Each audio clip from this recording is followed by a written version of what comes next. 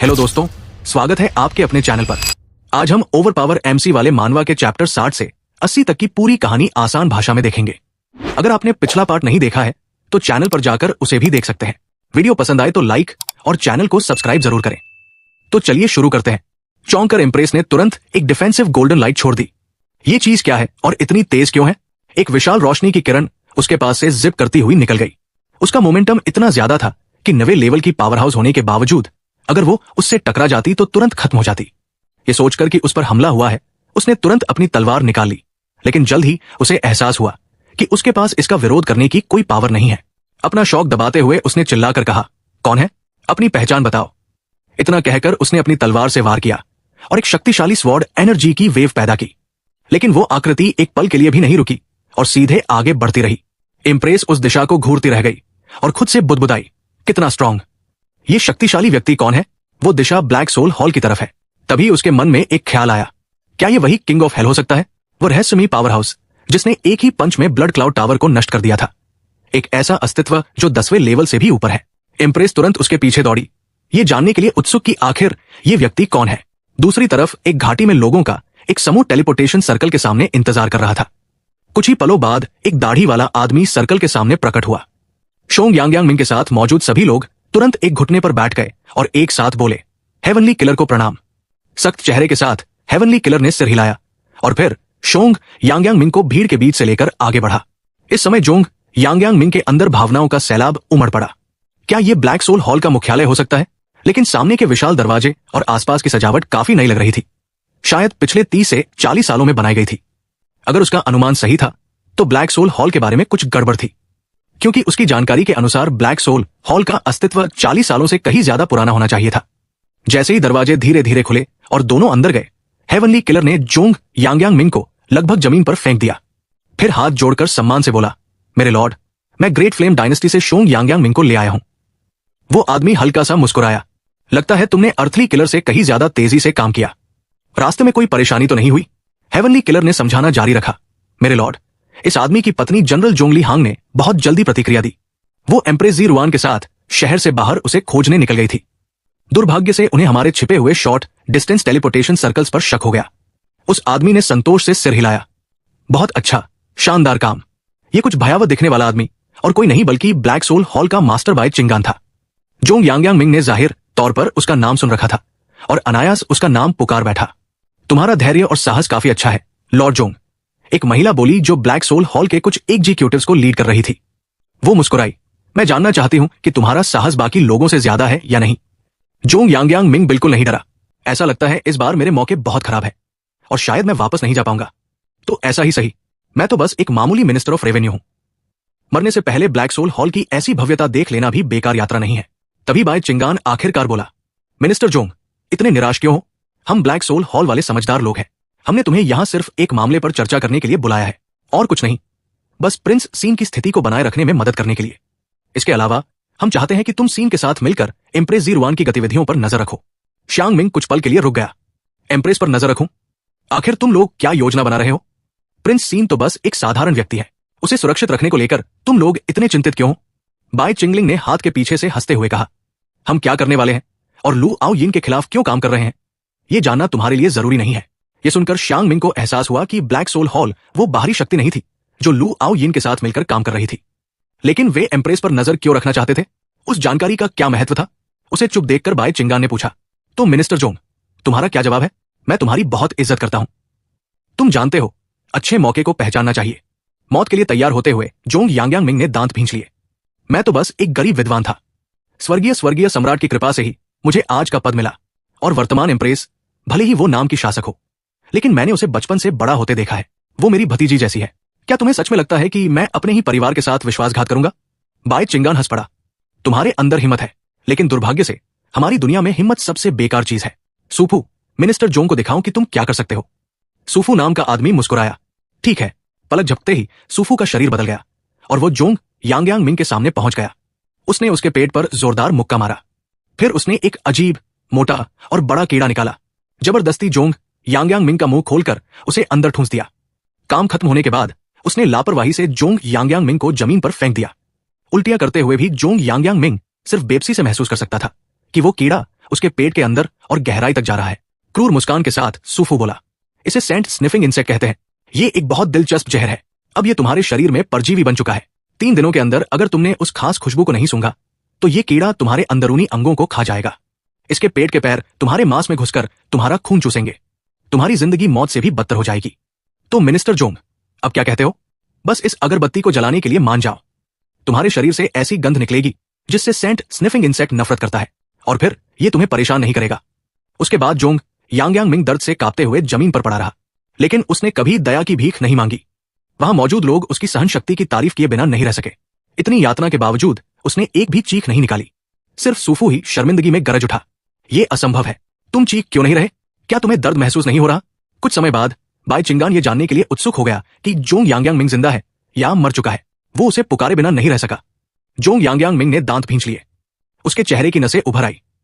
अगले ही पल वो सच में खड़ा हो गया और जोर से चिल्लाया, स्वर्गीय सम्राट ने विनम्र होकर मुझे अपना भाई और मित्र कहा था। वर्तमान इंप्रेस बचपन से मुझे अंकल कहकर बुलाती है। ये ग्रेट फ्लेम डायनेस्टी मेरा राष्ट्र भी है और मेरा परिवार भी। और तुम ब्लैक सोल हॉल वाले सोचते हो कि उंगली जितना छोटा जहरीला कीड़ा मुझे झुका देगा? तुम लोग हास्यास्पद हो। सूफू गुस्से से कांप उठा। उसे लगा कि उसकी विधियों का अपमान किया गया है। जोंग यांग मिंग, क्या तुम सच में मरना चाहते हो? पेट में भयानक दर्द सहते हुए भी जोंग यांग मिंग फिर हंस पड़ा। मैं श्यांग मिंग घुटनों के बल जीने से बेहतर खड़े खड़े मरना पसंद करूंगा। यह सुनकर बाई चिंगान ने उसे मनाने की उम्मीद छोड़ दी। बहुत अच्छा, अगर तुम मरना चाहते हो तो मैं तुम्हारी इच्छा पूरी करूंगा। शांग यिन, इस काम के लिए तुम्हारी कला सबसे अच्छी है। तुम्हारे वार सबसे पतले होते हैं। मेरे लिए इसे खत्म कर दो। यह सुनकर शांग यिन नाम के नकाबपोश आदमी ने कुछ नहीं कहा, लेकिन अगले ही पल वो जोंग यांग मिंग के सामने पहुंच गया। सूफू ने असंतोष से बुदबुदाया, अब जब शांग यिन ने कदम उठा लिया है तो जोंग यांग मिंग की मौत तय है। कितना बोरिंग। शांग यिन की तलवार से भयावह आभा निकलने लगी। जीवन और मृत्यु की कगार पर खड़े जोंग यांग मिंग की आंखों से आंसू बह निकले। महारानी, मुझे माफ कर दीजिए। अब मैं आपकी सहायता नहीं कर पाऊंगा। लिंगर, मैं तुम्हारी शादी और तुम्हारे बच्चों को नहीं देख पाऊंगा। पत्नी, मुझे माफ कर देना। मुझे कल रात तुमसे झगड़ा नहीं करना चाहिए था। जब जोंग यांग मिंग मन ही मन पछता रहा था, तभी ब्लैक सोल हॉल की छत अचानक जोरदार धमाके के साथ टूट गई। उड़ते हुए मलबे के बीच एक काली आकृति धीरे धीरे सबके सामने प्रकट हुई। वो आ चुका था। सियो तियान आसमान से उतरा। उतरते ही उसने अपने पैरों तले एक ईविल किंग को कुचल दिया। इस परिचित लेकिन अजनबी आकृति को देखकर और उससे निकल रहे हड्डियां जमा देने वाले दबाव को महसूस करके जोंग यांग मिंग स्तब्ध रह गया। उसकी आंखों में अब भी आंसू थे। सीन ने सिर घुमाया और मुस्कुराया। Good morning minister Shong. अरे, तुम रो क्यों रहे हो? अगले ही पल सीन की आंखों में ठंडी चमक कौंध उठी। मेरे कुक को भी परेशान करने की तुम्हारी हिम्मत कैसे हुई? उसके शब्दों के साथ ही एक भयावह शक्ति बाहर फूट पड़ी और कई ईविल किंग वही खून उगलने लगे। सीन का चेहरा गंभीर हो गया। अगर मुझे शांग मिंग को नुकसान पहुंचने का डर न होता तो मैं इन बेकार लोगों को सिर्फ चिल्लाकर ही मार डालता। और अभी अभी मैं अपनी पत्नी जान से मिलकर आया हूं। इसके बाद सियो तियान ने तुरंत कार्रवाई करने का फैसला किया। वो सीधे ब्लैक सोल हॉल के मास्टर बाई चिंगान की तरफ झपटा। बाई चिंगान लगभग डर के मारे पेशाब कर बैठा। रुकिए प्रिंस शाओ, शोंग यांग मिंग के शरीर में दर्द देने वाला परजीवी है। एंटीडोट के बिना वो जरूर मर जाएगा। यह सुनकर सीन ने शांग मिंग की तरफ देखा और पाया कि उसका पूरा शरीर कांप रहा था। और इस समय भी तुम झूठ बोल रहे हो? वो दर्द में नहीं है, वो तो साफ तौर पर डर के मारे स्तब्ध है। स्तब्ध? वो तुम्हारी वजह से डरा हुआ है। सूफू जल्दी से बोला, प्रिंस शाओ, मैं कसम खाता हूं, ये कीड़ा मैंने खुद उसके शरीर में डाला है। एंटीडोट के बिना वो सचमुच मर जाएगा। अगर विश्वास नहीं है तो मिनिस्टर शोंग से पूछ लीजिए। बाकी लोग भी बोल उठे, मिनिस्टर शोंग, जल्दी से प्रिंस सीन को समझाइए। जिंदगी का सवाल है। बिल्कुल प्रिंस शाओ। शोंग यांग मिंग आपका अच्छा दोस्त और महत्वपूर्ण मंत्री है। आप उसकी जान के साथ मजाक नहीं कर सकते। जोंग यांग मिंग पूरी तरह उलझ गया। मैं कौन हूं? मैं कहां हूं? ये लोग क्या कर रहे हैं? अभी कुछ देर पहले तो ये मुझे मारना चाहते थे, अब अचानक क्या हो गया? उनकी बातें सुनने के बाद अब भी थोड़ा शक करते हुए सीन ने पूछा, क्या तुम सच में मर रहे हो? जिस पर जोंग यांग मिंग ने जवाब दिया, क्या आप सच में प्रिंस सीन हैं? सीन आगे बोला, जोंग लिंग नाम की एक बच्ची ने बताया था कि जब वो 6 साल की थी तब उसका एक परेशान करने वाला पिता था जो जानबूझकर अपना पिछवाड़ा उसके चेहरे के सामने करके पाद मारता था। यह सुनकर ब्लैक सोल हॉल के सभी लोग हंसी रोकने की पूरी कोशिश करने लगे। जोंग यांग मिंग के सिर में झंझनाहट दौड़ गई। प्रिंस अपनी पहचान साबित करने के लिए ऐसी बात क्यों इस्तेमाल कर रहे हैं? वो शैतान लड़की जोंगलिंग, उसे 6 साल की उम्र की बात भी याद है। आखिर नए पिता का अपने बच्चे के साथ थोड़ा मजाक करने में क्या गलत है? कुछ देर बाद बाई चिंगान आगे बढ़ा और सियो तियान को समझाने लगा, प्रिंस सीन, ये सब एक गलतफहमी है। ये सुनकर सियो तियान को घिन आ गई। क्या तुम एक सामान्य इंसान की तरह बात नहीं कर सकते? तुम्हारा बोलने का तरीका इतना जनाना है कि उल्टी आने लगती है। बाई चिंगान के माथे पर ठंडा पसीना आ गया। प्रिंस सीन, माफ कीजिए, पुरानी आदतें आसानी से नहीं जाती। बस, अब और बकवास नहीं, एंटीडोट निकालो। सियो तियान ने अधीरता से हाथ हिलाया। तभी सूफू ने एक लैंप निकाला और हवा में हल्की खुशबू फैल गई। शोंग यांगयांग मिंग ने गहरी सांस ली, जैसे कोई मछली दोबारा पानी में लौट आई हो। सियोन थोड़ा उलझ गया। क्या यही एंटीडोट है? शोंग यांगयांग मिंग ने जल्दी से समझाया। मेरे प्रिंस, ये सिर्फ मेरे अंदर मौजूद सेंट स्निफिंग इंसेक्ट की वजह से होने वाले दर्द को कुछ समय के लिए कम करता है। ये असली एंटीडोट नहीं है। ये सुनते ही सीन तुरंत गुस्से से भर उठा। तुम्हारी हिम्मत कैसे हुई मुझे धोखा देने की? डरे हुए बाय चिंगान ने जल्दी से समझाया। बिल्कुल नहीं प्रिंस सीन, हम तो बस फिलहाल मिनिस्टर शोंग को थोड़ा आराम देना चाहते हैं। जहां तक एंटीडोट की बात है, हम उसे हमारी चारों की जान के बदले में देना चाहते हैं, और सुरक्षा के लिए हम एक ब्लड पैक भी बनाना चाहते हैं। इससे पहले कि सियोन कुछ कहता, शोंग यांगयांग मिंग तुरंत उठ खड़ा हुआ और उसे रोकते हुए बोला, नहीं प्रिंस, आप बिल्कुल भी सहमत नहीं हो सकते। ब्लड पैक्ट एक ऐसा बंधन है जिसे कभी तोड़ा नहीं जा सकता। एक बार बन जाने के बाद आप कभी उनके खिलाफ कुछ नहीं कर पाएंगे। दांत भींचते हुए शोंग यांगयांग मिंग बोला, मेरी मौत एक छोटी कीमत होगी। ब्लैक सोल हॉल जैसा घातक ट्यूमर पूरी तरह खत्म कर देना चाहिए। यह सुनकर ब्लैक सोल हॉल के लोगों के सिर सुन पड़ गए। उनका सबसे बड़ा डर सच हो गया था। मामला यह नहीं था कि सीन बहुत ज्यादा स्ट्रांग था। असल समस्या यह थी कि शोंग यांगयांग मिंग मौत से नहीं डरता था। लेकिन अगले ही पल सीन अचानक बोला, ठीक है, ब्लड पैक बना लेते हैं। फिर सियो तियान ने अपनी नजरें वापस जोंग यांगयांग मिंग पर डाली। अगर तुम मर गए तो तुम्हारे जैसा स्वादिष्ट खाना बनाने वाला दूसरा शेफ मुझे कहां मिलेगा? और तुम्हारी बेटी, वो छोटी शैतान जोंगलिंग, अगर उसे पता चल गया कि उसका पिता सच में मर गया है तो वो लगातार रोती रहेगी और सबको परेशान कर देगी। अचानक सीन का चेहरा ठंडा हो गया। उसने ब्लैक सोल हॉल के लोगों से कहा, मैं तुम्हें एक सलाह देता हूं। अपने कामों में थोड़ा सोच समझ कर काम किया करो। याद रखो, जैसा करोगे वैसा भरोगे। स्वर्ग किसी को भी नहीं छोड़ता। फिर वही खड़े खड़े सीन और ब्लैक सोल हॉल के कई लोग एक साथ मंत्र पढ़ने लगे और कॉस्मिक लॉ को गवाह बनाया। शोंग यिंग की जान बचाने वाले एंटीडोट के बदले में सीन वहां मौजूद ब्लैक सोल हॉल के किसी भी सदस्य को कभी नुकसान नहीं पहुंचाएगा। और एंटीडोट भी असली और प्रभावी होना चाहिए। जैसे जैसे कॉस्मिक लॉ की लाल रोशनी धीरे धीरे गायब हुई, ब्लड पैक्ट सफलतापूर्वक बन गया। कॉस्मिक लॉ की वजह से सीन के हाथ पर एक निशान उभर आया। यह देखकर सूफू ने एंटीडोट निकाला और सीन को देते हुए कहा, इसे लेने के बाद 3 दिनों के अंदर सेंट स्निफिंग इंसेक्ट गलकर मवाद बन जाएगा। इतना कहकर उसने एंटीडोट जोंग यांगयांग मिंग की तरफ फेंक दिया।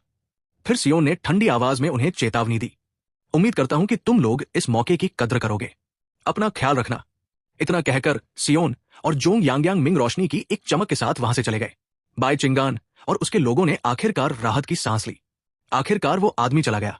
कुछ ही देर बाद अपनी ताकत वापस पा चुके बाय चिंगान ने अचानक सूफू पर चिल्लाते हुए कहा, इंटेलिजेंस डिपार्टमेंट के हर इंसान के अंदर एक सेंट स्निफिंग इंसेक्ट डाल दो। तुम लोगों की हिम्मत कैसे हुई मुझे ये कहने की कि सीन एक निकम्मा है? उन्हें ऐसी तकलीफ दो कि उनकी जिंदगी नरक बन जाए। अब भी सीन के डर से सहमा हुआ सूफू मशीन की तरह सिर हिलाने लगा। चिंता मत कीजिए मास्टर, मैं उनकी जिंदगी को जीता जागता नरक बना दूंगा। और उन मूर्खों की हिम्मत देखो, वे कहते हैं कि सीन एक बेकार आलसी इंसान है। वो आदमी साफ तौर पर एक बेहद ताकतवर मॉन्स्टर है। एक दूसरे आदमी ने सिर खुजलाते हुए पूछा, मास्टर, अब हमें क्या करना चाहिए? बाय चिंगान ने दांत पीसते हुए कहा। उसके चेहरे पर नफरत साफ दिखाई दे रही थी। लगता है अब हमें होली डेमन सेक्ट के मुख्यालय के उच्च अधिकारियों से मदद मांगनी पड़ेगी। बदला हमेशा ठंडा करके ही लेना चाहिए। ब्लड पैक में सिर्फ इतना कहा गया है कि वो हमें नुकसान नहीं पहुंचा सकता, लेकिन हम अब भी उसके पीछे जा सकते हैं। सियो तियान इस बात को नजरअंदाज कर गया। हाँ, मैं जरूर उसे यातना दूंगा और उसे तड़पाऊंगा। उसी समय मुख्य द्वार के बाहर से जोरदार हंसी की आवाज आई। एक महिला डर के मारे कांप उठी और जल्दी से बाय चिंगान के पास आ गई। मास्टर, चिढ़े हुए बाय चिंगान ने झुंझलाकर कहा, क्या कर रही हो? क्या मैंने नहीं कहा था कि मुझे औरतों का छूना पसंद नहीं है? कांपती हुई महिला ने गेट की तरफ इशारा किया। मास्टर, उधर देखिए। अनमने मन से बाय चिंगान ने उसकी बताई दिशा में देखा और स्तब्ध रह गया। ये मुसीबत है। गेट के बाहर छिपे हुए और कोई नहीं बल्कि वापस लौटे सियो तियान और जोंग यांगयांग मिंग थे। प्रिंस, हमें देख लिया गया है, जोंग यांगयांग मिंग ने कहा। सीन आगे बढ़ा और बोला, ओल्ड शोंग, क्या तुम्हें पता है ऐसे लोगों को कैसे वर्णन किया जाता है? जोंग यांगयांग मिंग कुछ देर सोचता रहा। मुझे नहीं पता प्रिंस, आप ही बताइए। हल्की मुस्कान के साथ सियोन ने बाय चिंगान की तरफ इशारा किया। इसे कहते हैं तेंदुआ अपने धब्बे नहीं बदल सकता। श्यांग मिंग हंस पड़ा। बिल्कुल सही। असल खुशी तो दूसरों की तकलीफ पर ही बनाई जाती है। ब्लैक सोल हॉल के सभी लोग डर से कांप उठे, लेकिन जोंग यांगयांग मिंग सीन से बेहद प्रभावित था। भले ही प्रिंस बाहर से बेसुरा और लापरवाह दिखाई देता हो, लेकिन असल में वो बहुत सोच समझ कर काम करता है। उसने समझाया कि सीन ने पहले ही उससे कहा था कि इन लोगों को ध्यान से देखना, ये जांचना कि क्या ये सच में बदल गए हैं और बदला लेने का कोई इरादा नहीं रखते। सीओ तियान ने सबको ठंडी नजरों से घूरा। मैंने शुरू में तुम्हें दूसरा मौका देने का सोचा था। मैं चाहता था कि तुम सही रास्ते पर लौट आओ। मैं तो उस छत का मुआवजा देने भी वापस आया था जिसे मैंने पहले तोड़ दिया था, लेकिन तुम लोगों ने मुझे बहुत निराश किया है। बाय चिंगान के माथे पर फिर से ठंडा पसीना आ गया। प्रिंसियो, मैं तो बस यूं ही बातें कर रहा था, और वैसे भी हमारे बीच ब्लड पैक्ट है। जोंग यांगयांग मिंग का दिल बैठ गया। मुझे पता था कि आखिर ऐसा ही होगा। अगर मुझे बचाने के लिए प्रिंस ने यह नहीं किया होता तो वो ऐसी कमजोर स्थिति में नहीं होते।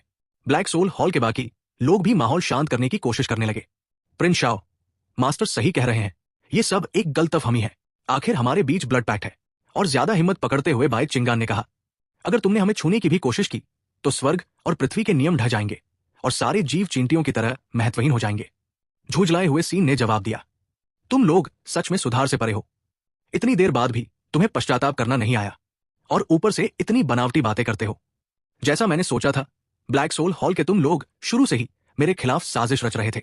बाय चिंगान की तरफ इशारा करते हुए उसने कहा, मैंने तुम्हें कम आका था। शुरू में मुझे लगा था कि तुम सिर्फ पॉइजन्स मार्श एल्डर और अर्थली किलर के जरिए इम्प्रेस के साथ मेरे रिश्ते को खराब करना चाहते हो, लेकिन मैंने कभी नहीं सोचा था कि तुम इतने चालाक निकलोगे कि मुझे ब्लड पैक में फंसा दोगे। क्या भयानक दिमाग है, क्या जहरीली साजिश है। सीन के आरोपों से उलझे हुए बाय चिंगान ने सोचा, ये आखिर क्या कह रहा है। मैंने कब इसके खिलाफ कोई साजिश रची? अगर मुझे पहले से पता होता कि ये इतना खतरनाक और स्ट्रांग है तो मैं तो इससे बहुत दूर रहता। ब्लैक सोल हॉल के ईविल किंग्स भी उसे हैरानी से देखने लगे। तो हमारे मास्टर इतनी दूर तक साजिश रच सकते थे? ये तो कमाल है। चिढ़े हुए बाय चिंगान ने पलटकर कहा, तुम लोग मुझे क्यों देख रहे हो? मैंने कुछ नहीं किया। मैं पॉइजन्स मार्श एल्डर का इस्तेमाल कैसे कर सकता था? एक मिनट, पॉइजन्स मार्श एल्डर? बाय चिंगान ने अचानक ऊंची आवाज में कहा, क्या तुम कह रहे हो कि पॉइजन्स मार्श एल्डर तुम्हारे हाथों मारा गया? क्या तुम किंग ऑफ हेल हो? सीन ने गंभीरता से जवाब दिया, बिना सबूत के आरोप मत लगाओ। क्या मैं तुम्हें ऐसा इंसान लगता हूं जो बेवजह लोगों को मारता हो? पॉइजन्स मार्श एल्डर ने खुदकुशी की थी। यह सुनकर सीन के पीछे खड़े शोंग यांगयांग मिंग के होश उड़ गए। तो प्रिंस ही असली किंग ऑफ हेल है। सीन की बातें सुनकर ब्लैक सोल हॉल के लोगों की रीढ़ में ठंडक दौड़ गई। तुमने आखिर ऐसा क्या किया कि किसी ने एक पल और जीने से बेहतर आत्महत्या करना पसंद किया? क्या तुम कोई दानव हो? सीन मुस्कुराया और उसकी हथेली में ऊर्जा उमड़ने लगी। इतनी देर बाद भी तुम्हारे मन में पश्चाताप का कोई इरादा नहीं है, और ऊपर से तुम मुझे ही हत्यारा कहकर बदनाम कर रहे हो। लगता है तुम लोग अंदर तक सड़ चुके हो। ठीक है, आज मैं स्वर्ग का प्रतिनिधि बनकर तुम सबको स्वर्ग पहुंचा दूंगा। डर के मारे एक अधीनस्थ ने तुरंत कार्रवाई की। उसने सीन की तरफ बड़ी मात्रा में जहरीला तरल उगल दिया और चिल्लाया, तुमने पहले ही ब्लड ओथ पर हस्ताक्षर कर दिए हैं। क्या तुम्हें स्वर्गीय नियमों का डर नहीं है? सीन ने बस ठंडी आवाज में नाक से फूंक मारी। कितने घटिया और गंदे हो तुम लोग। तुम्हारे हमले तक घिनौने हैं। इतना कहते ही उसकी नजरें तेज हो गई और उसके हाथ से एक भयानक शक्ति फूट पड़ी। वो लेजर की तरह गरजती हुई उस अधीनस्थ की ओर बढ़ी। जमीन और दीवारों पर बने निशानों को देखकर जोंग यांगयांग मिंग डर गया। प्रिंस, आप इतने उतावले क्यों हैं? आप जानते हैं कि लगभग कोई भी ब्लड ओथ नहीं लेता, क्योंकि उसके नियम बहुत कठोर होते हैं और उन्हें तोड़ना बेहद आसान होता है, और अगर नियम टूट जाए तो मौत तय है। बाय चिंगान को भी उम्मीद नहीं थी कि सीन इतना निर्णायक होगा। उसने बिना किसी हिचकिचाहट के हमला कर दिया। क्या उसे अपनी जान की जरा भी परवाह नहीं थी? उसी समय बाहर आसमान में काले बादल इकट्ठे होने लगे और गरज की आवाज गूंज उठी। पूरे हॉल में एक दबाव भरा माहौल फैल गया। शोंग यांगयांग मिंग ने चिंतित होकर आसमान की तरफ देखा। स्वर्ग और पृथ्वी के नियमों को चुनौती नहीं दी जा सकती, वरना विपत्ति टूट पड़ेगी, और इस बिजली के नीचे मौत निश्चित है। प्रिंस, आप बहुत लापरवाह हैं। इस समय बाय चिंगान से ज्यादा खुश कोई नहीं था। वो सीन की कही हुई बात दोहराने लगा। कर्म का पहिया घूमता रहता है, स्वर्ग किसी को नहीं छोड़ता। इतना कहते ही क्रोध से भरी बिजली की गड़गड़ाहट आसमान से बरसने लगी, मानो स्वर्गीय नियमों का अवतार खुद सीन पर गरज रहा हो। ब्लैक सोल हॉल के लोग सीन की बदकिस्मती देखकर खुशी से झूम उठे, लेकिन सीन सिर झुकाए खड़ा था और किसी वजह से असंतुष्ट लग रहा था। अगले ही पल सीन ने ठंडी फुफकार भरी और गुस्से से चिल्लाया, अगर हिम्मत है तो मेरे सिर पर गिर कर दिखाओ। जैसे ही सीन के शब्द गूंजे, विशाल ड्रैगन को कुछ गलत महसूस हुआ। उसकी आंखें डर से फैल गई और उसने तुरंत आसमान के काले बादलों को हटा दिया। उनकी जगह एक खूबसूरत इंद्रधनुष दिखाई देने लगा। फिर वो सीन के पीछे उतर गया और हल्की गर्जना करने लगा, मानो सबको बता रहा हो, सीन मेरा बॉस है। उसके बाद वो आज्ञाकारी तरीके से सीन के पैरों और कंधों की मालिश करने लगा, बिल्कुल किसी चापलूस की तरह। शोंग यांगयांग मिंग और ब्लैक सोल हॉल के लोग पूरी तरह सुन पड़ गए। उस पल उनकी भावनाओं को बयान करने के लिए उनके पास कोई शब्द नहीं थे। सीन की खुशामद पूरी करने के बाद स्वर्गीय ड्रैगन ऐसे भाग निकला जैसे उसके पैरों में तेल लगा हो। डर के मारे सभी लोग एक दूसरे से चिपककर कांपने लगे। सीन बस मुस्कुराया और अपना बायां हाथ उठाया जिस पर ब्लड पैक्ट का निशान था। उसने कहा, ब्लड पैक्ट तुम लोगों के लिए काम कर सकता है, लेकिन मेरे लिए इसका कोई मतलब नहीं है। इतना कहते हुए उसने अपनी मुट्ठी भींच ली और ब्लड पैक्ट हवा में गायब हो गया। ब्लैक सोल हॉल का लीडर बाय चिंगान पूरी तरह स्तब्ध रह गया। ये आखिर कैसा राक्षस है? इस पर तो स्वर्ग और पृथ्वी के नियम भी लागू नहीं होते।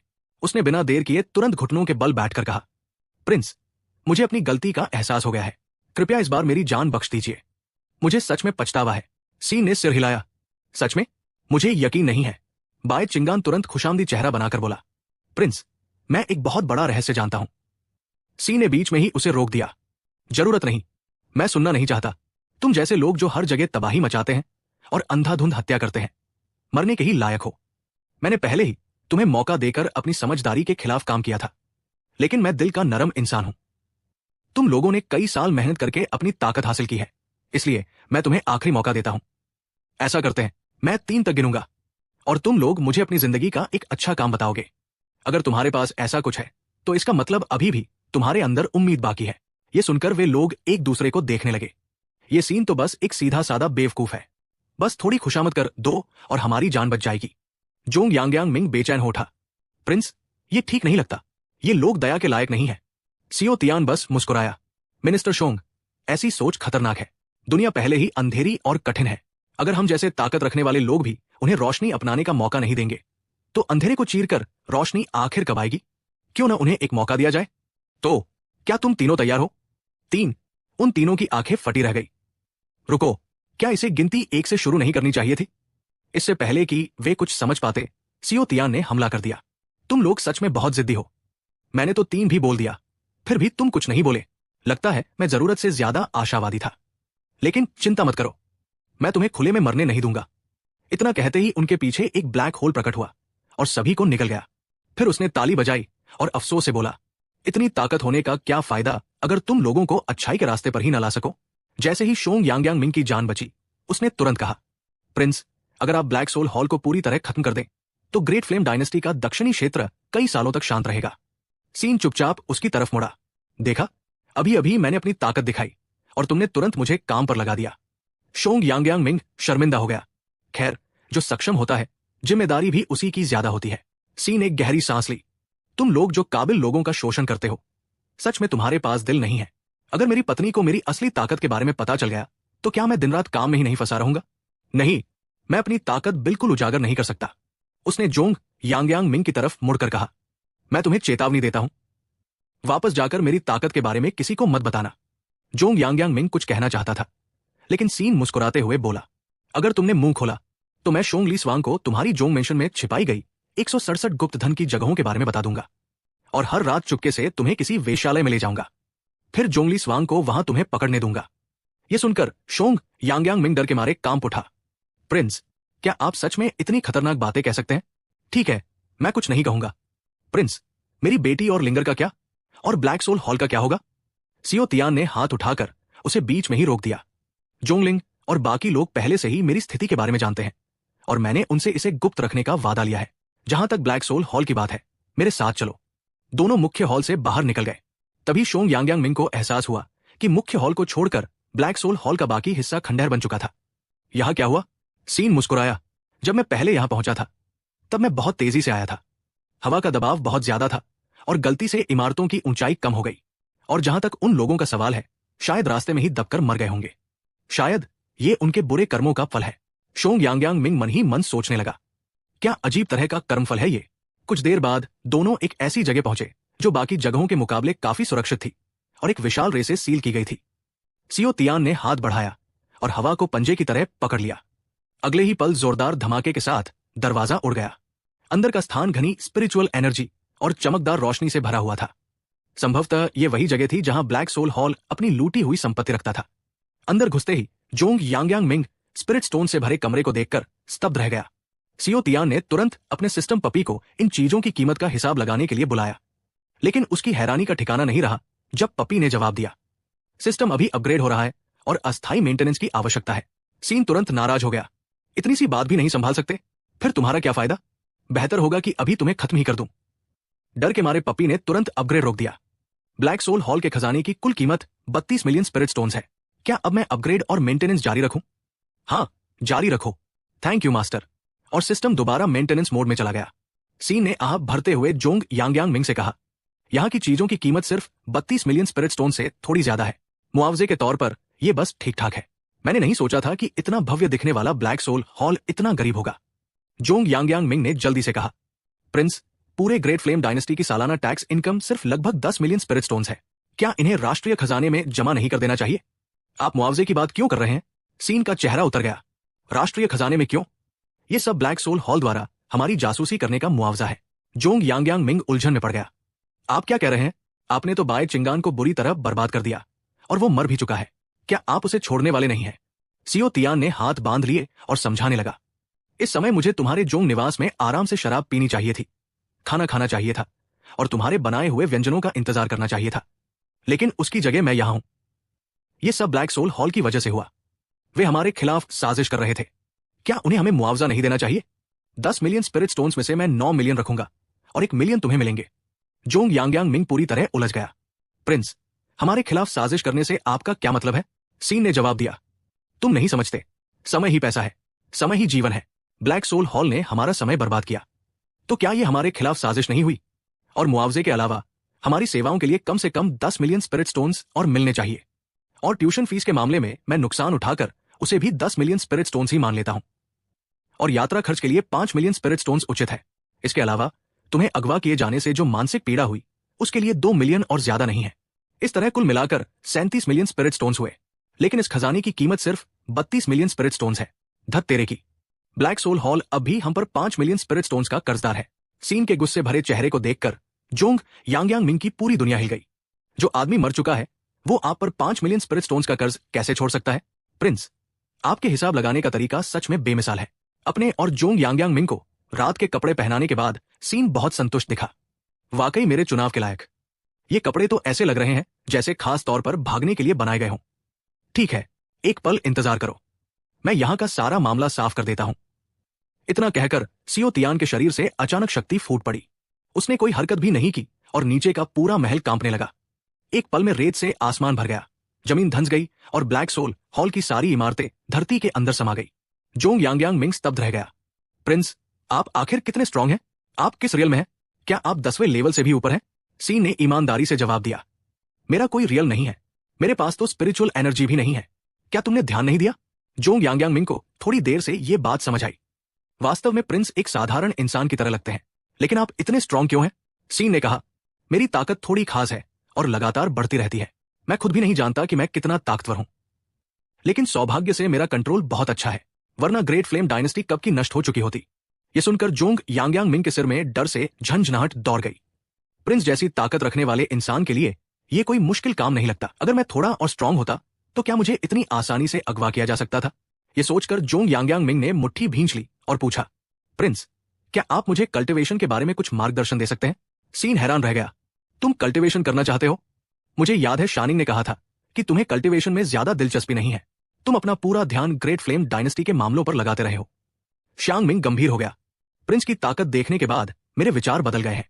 इस बार ब्लैक सोल हॉल को मुझसे काम था, इसलिए उन्होंने मुझे नुकसान नहीं पहुंचाया। लेकिन अगर अगली बार कोई सीधे ग्रेट फ्लेम डायनेस्टी को निशाना बनाए और मुझे मारना चाहे तो? इस घटना से मुझे भी प्रेरणा मिली है।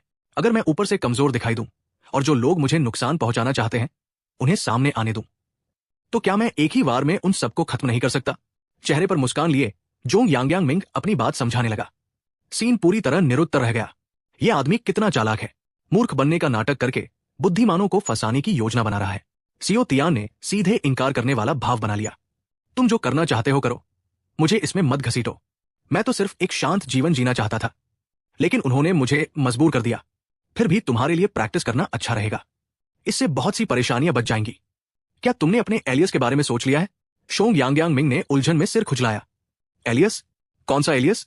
कितने बेवकूफ हो। इस दुनिया में हर किसी का एक एलियस होता है। पहले से एक सोच लो ताकि जब तुम एक्शन लो तो उसे बता सको।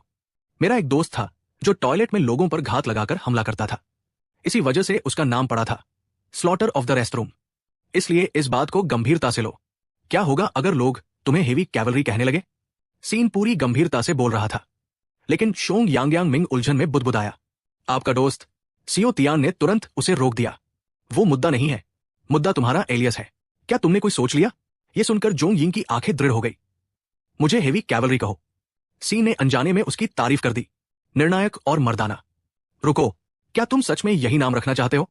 जोंग यांगयांग मिंग ने आत्मविश्वास से सिर हिलाया। हाँ, हेवी कैवलरी ही सही।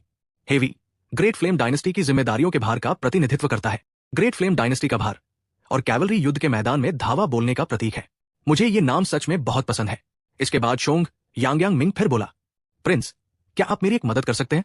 सीन ने उसे घूरते हुए कहा, तुम्हारी इतनी सारी मांगे क्यों हैं? अरे प्रिंस, ऐसा कीजिए, पहले मैं आपके लिए हफ्ते में 5 बार खाना बनाता था, अब 10 बार बनाऊंगा। ये सुनते ही सीन का चेहरा खिल उठा। बोलो, क्या बात है?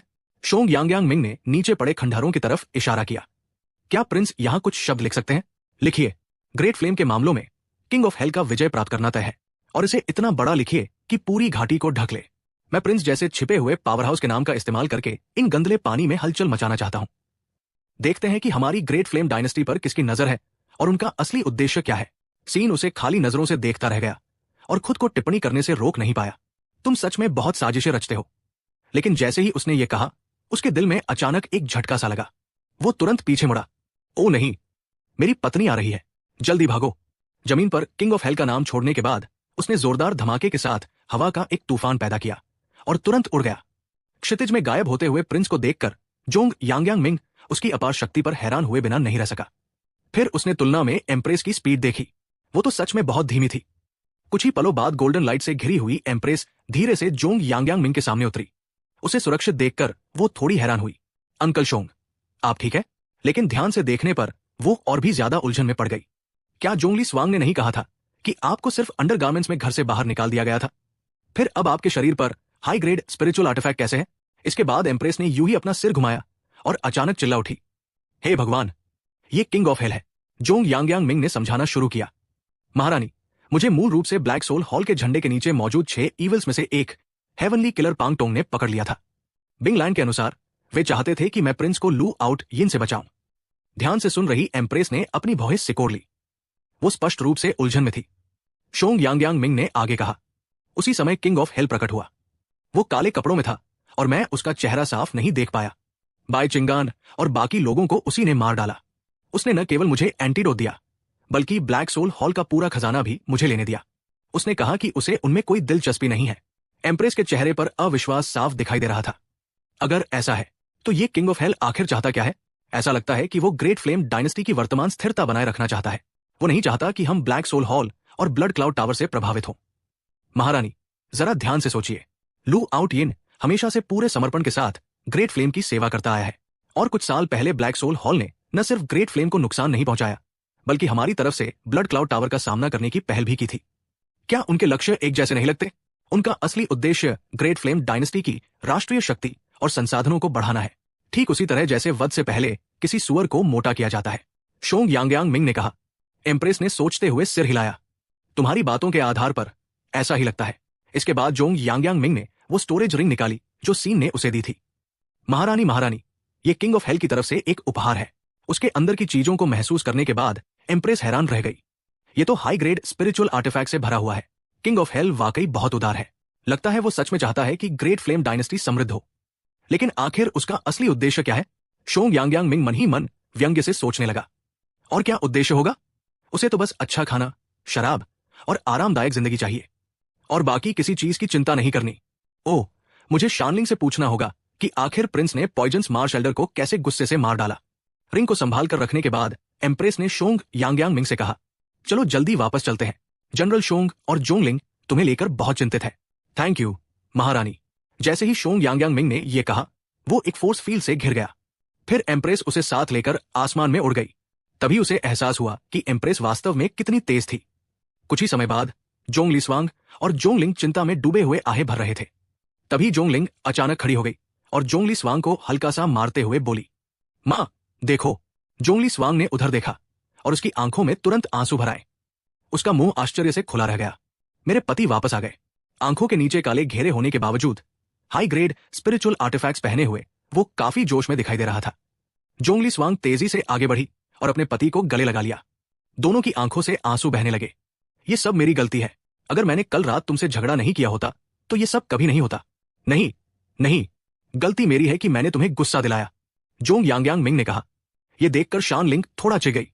बस बस, तुम दोनों की शादी को इतने साल हो गए हैं, इतना प्यार जताने की क्या जरूरत है? मैं ये सब और नहीं देख सकती। ये सुनकर शान ली स्वांग ने आखिरकार अपने पति को छोड़ा और मुड़कर जोंग लिंग के सिर पर हल्का सा थप्पड़ मार दिया। एम्प्रेस इस खुशहाल पारिवारिक दृश्य को देखकर संतोष से मुस्कुरा दी। हालांकि उसकी मुस्कान में हल्की सी उदासी भी छिपी हुई थी। परिवार के साथ रहना कितना अच्छा होता है। जब भी वो देर रात तक दरबार की अर्जियां निपटाती थी, तब वो दूसरे परिवारों की खुशियां याद करती थी और आखिर में खुद को सिर्फ इसी सोच से दिलासा दे पाती थी, भले ही मैं अकेली हूं, मैं अब भी इसे संभाल सकती हूं। उस रात अपना काम खत्म करने के बाद इम्प्रेस ने संतुष्ट होकर अंगड़ाई ली। एक दासी जल्दी से पास आई और पूछा, महारानी, क्या आपके लिए कुछ देर रात का नाश्ता लाया जाए? जरूरत नहीं, आज मेरा मन नहीं है। क्या पीछे वाले महल का अध्ययन कक्ष साफ कर दिया गया है? दासी थोड़ी झिझकी और हकलाते हुए बोली, जी, साफ कर दिया गया है। थकी हुई एम्प्रेस ने इस पर ज्यादा ध्यान नहीं दिया और सीधे पीछे वाले महल की ओर बढ़ गई। लेकिन वहां पहुंचते ही उसे लगा कि कुछ अलग है। आमतौर पर उसके आराम के समय पीछे वाले महल में बहुत कम रोशनी रहती थी, खासकर सामने का आंगन जो हमेशा ठंडा और अंधेरा रहता था। आज ये अलग क्यों है? ये सोचकर उसने अपने कदम तेज कर दिए और तभी उसने देखा कि उसका पति पत्थर की कुर्सी पर बैठा हुआ है। एम्प्रेस को देखते ही सीन मुस्कुराया। तुमने बहुत मेहनत की है। कैसा रहेगा अगर हम देर रात हॉटपॉट खाएं? शायद तुमने पहले कभी ऐसा कुछ नहीं खाया होगा। एम्प्रेस कुछ पल के लिए रुक गई। उसके दिल में भावनाओं का सैलाब उमड़ पड़ा। तुम यहां कैसे?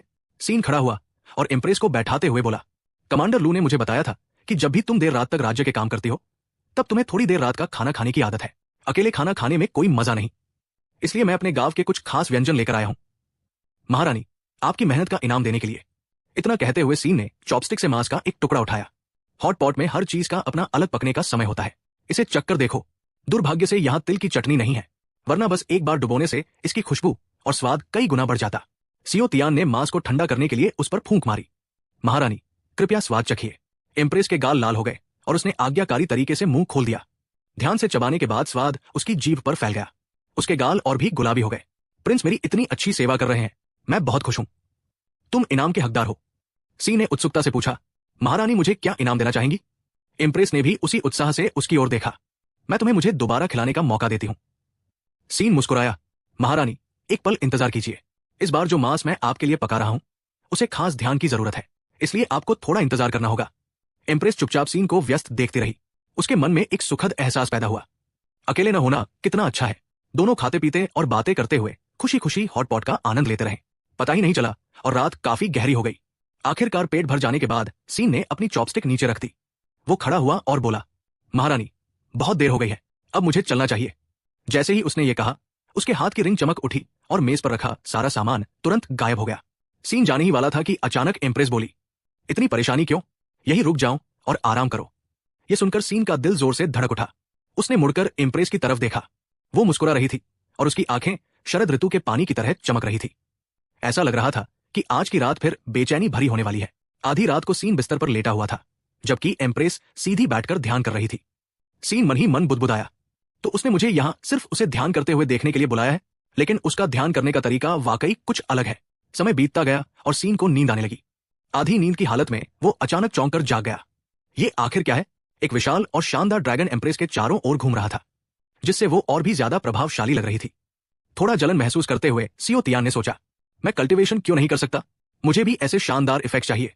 उसे अचानक सिस्टम पपी याद आ गया और उसने मन ही मन उसे पुकारा, लेकिन सिस्टम ने जवाब दिया कि वो अभी अपग्रेड हो रहा है।